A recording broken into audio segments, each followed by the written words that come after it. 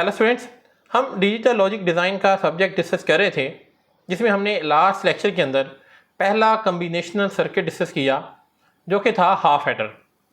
आज हम next second combinational circuit full adder के बारे में डिस्कस करेंगे।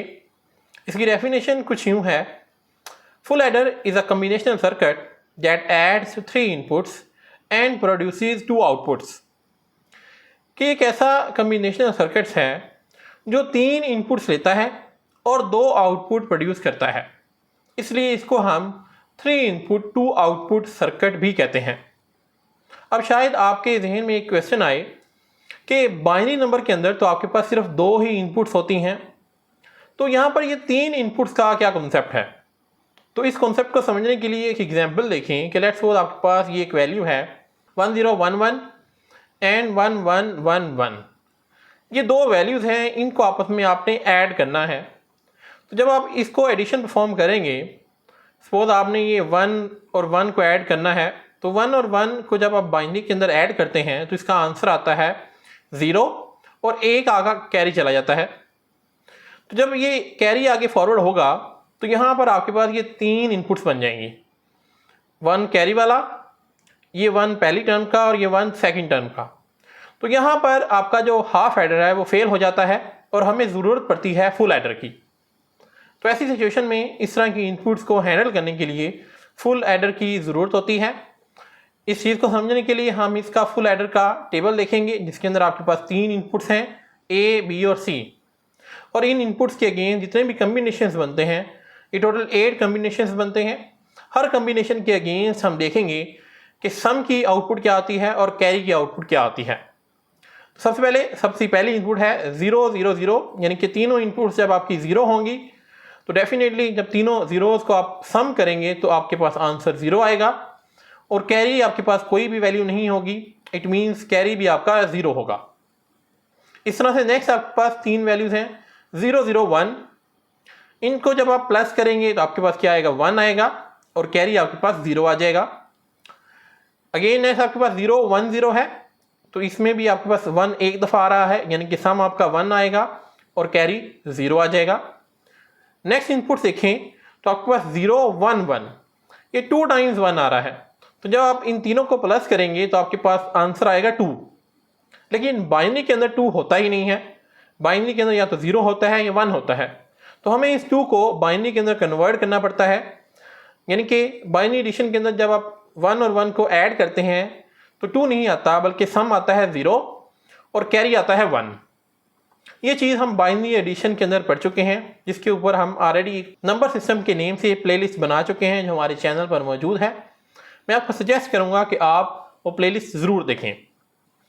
इस तरह से नेक्स्ट आपके पास इनपुट्स हैं 1 0 0, यानी कि एक दफ़ा 1 है, तो इन तीनों को प्लस करेंगे, सम आपका 1 आएगा और कैरी आपका 0 आएगा। नेक्स्ट आपके पास है 1 0 1, अगेन यहाँ पर आपके पास आंसर 2 आएगा, लेकिन 2 को बाइनरी के अंदर जब हम लिखते हैं तो सम आपका 0 आता है और कैरी आपका 1 आता है। अगेन नेक्स्ट है 1 1 0, सेम वही ऊपर वाली सिचुएशन कि 0 आपका सम आएगा और 1 आपका कैरी आएगा। अब लास्ट में अगर आप देखें तो ये तीनों इनपुट्स जो हैं वो 1 हैं।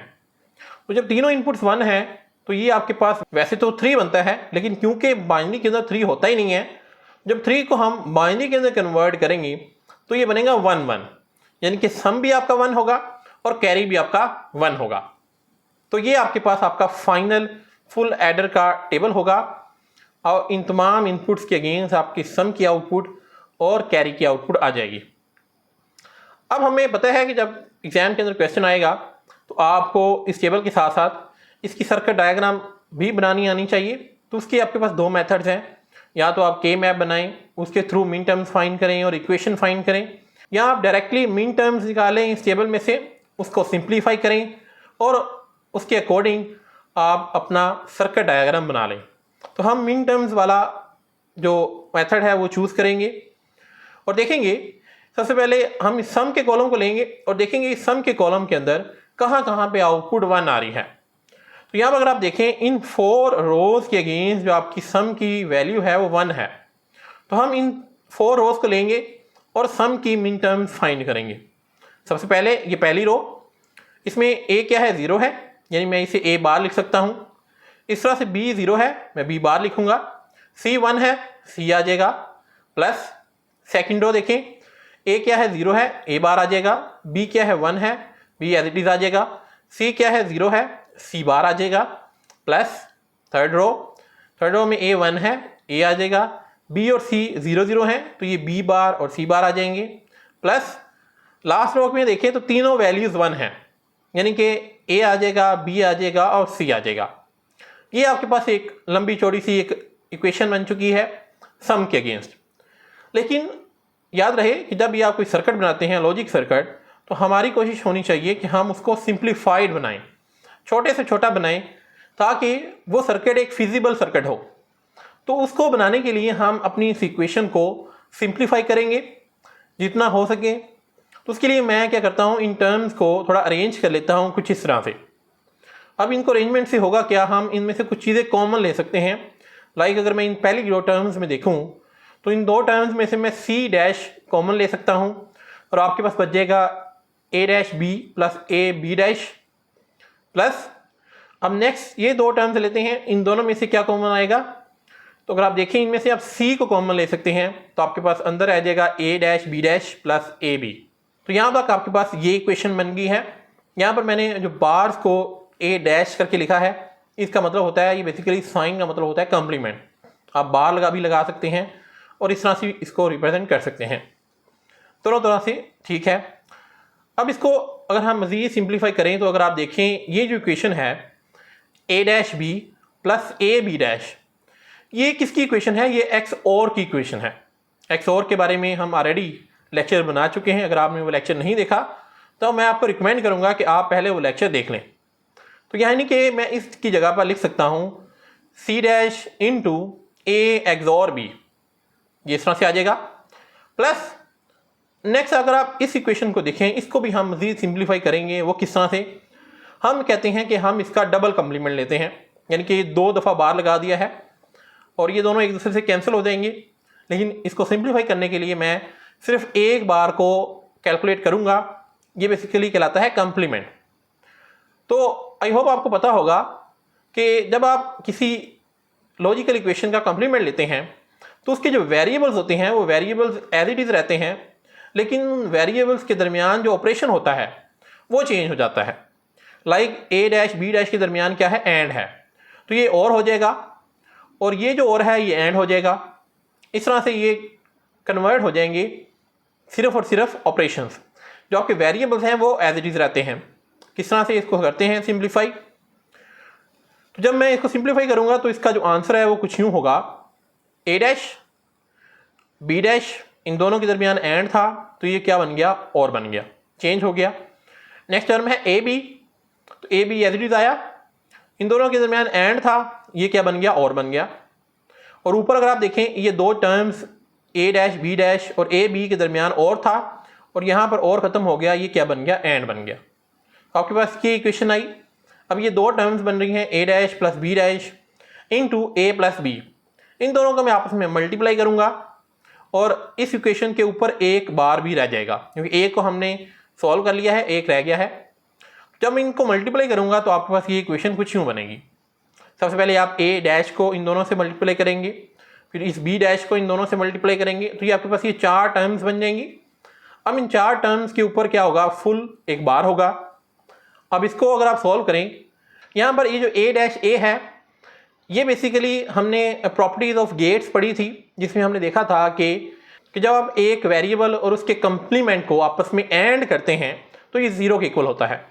तो ये वाली टर्म्स भी आपके पास 0 हो जाएगी और इसी तरह से ये जो बी डैश बी है, ये टर्म भी आपस में जब सॉल्व होगी तो ये 0 हो जाएगी। यानी कि आपके पास लास्ट पे जो बचेगा वो होगा ए डैश बी ये वाली term plus B dash A ये सेकेंड टर्म, ये दोनों आपकी 0 हो जाएंगी, इसलिए मैं इसको यहाँ पर नहीं लिख रहा। और इस टर्म का ऊपर क्या हो जाएगा, कंप्लीमेंट आ जाएगा, बार आ जाएगा। अब ये इक्वेशन अगेन देखें, इसको A dash B plus B dash A, ये क्या बन रहा है, ये ए और बी का एक्सोर बन रहा है। तो यहाँ मैं लिख दूंगा ए और बी का एक्सोर और इस बार को मैं यहाँ पर इस तरह से कंप्लीमेंट लिख दूंगा। यानी कि जब आपने इस इक्वेशन को सॉल्व किया तो आपके पास ये इक्वेशन आई सी इंटू ए एक्सोर बी का कंप्लीमेंट। तो अगर आप देखें हर स्टेप के ऊपर आपकी जो इक्वेशन है वो सिंप्लीफाई होती जा रही है, छोटी होती जा रही है। अब हम इसको सिंप्लीफाई करते हैं। हम सपोज करते हैं कि a XOR b जो है वो x के इक्वल है, तो यहाँ पर इस टर्म के अंदर क्या आ जाएगा, इसकी जगह पर x आ जाएगा a XOR b की जगह पर, और इस राइट साइड पर भी a XOR b की जगह पर क्या आ जाएगा, x आ जाएगा। तो आपके पास ये इक्वेशन बन जाएगी c complement x plus c x का कम्प्लीमेंट। अब ये जो इक्वेशन बनी है ये इटसेल्फ एक XOR बन रहा है, c और x का ये XOR बन रहा है। अगर आप देखें ये c कम्प्लीमेंट x है प्लस c x कम्प्लीमेंट, तो ये बन जाएगा x और c का XOR। अब यहाँ पर आप क्या करेंगे, आपने ये जो x की जो वैल्यू है वो वापस यहाँ पर पुट कर देंगे। x की वैल्यू क्या थी, x हमने इक्वल लिया था a XOR b के, तो ये XOR c as it is आ जाएगा और x की जगह पर क्या आ जाएगा a XOR b, और आपके पास ये फाइनल टर्म बन जाएगी a XOR b XOR c, और ये होगी आपकी इस सम की इक्वेशन। आई होप यहाँ तक आपको क्लियर हो चुका होगा। एक डिफ़िकल्ट इक्वेशन हमने सॉल्व की है, एक लेंथी क्वेश्चन है।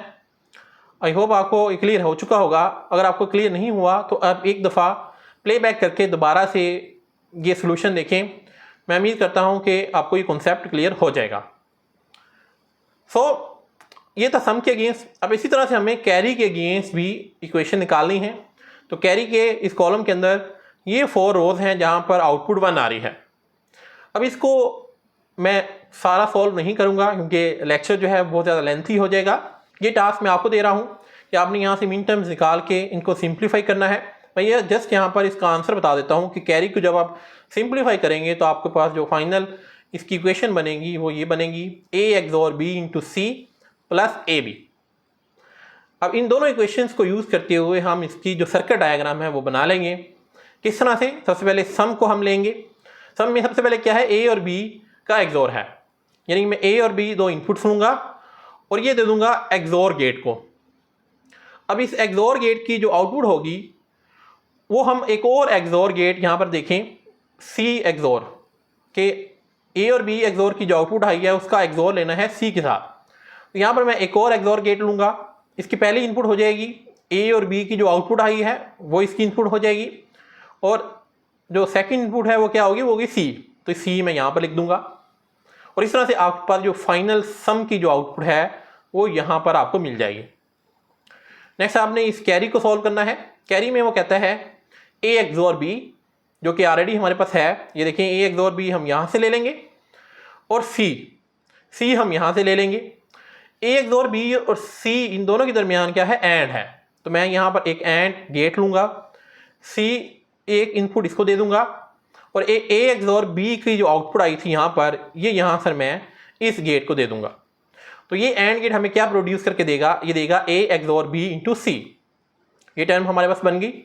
अब हमें चाहिए a b और इनके दरमियान में क्या है, एंड है। एक और एंड गेट में लूँगा और यहाँ से a और b की जो इनपुट्स हैं हम इस एंड गेट को दे देंगे और ये एंड गेट हमें प्रोड्यूस करके देगा a b। अब यहाँ पर आपके पास a XOR b into c ये भी आ चुका है और a b ये भी आ चुका है।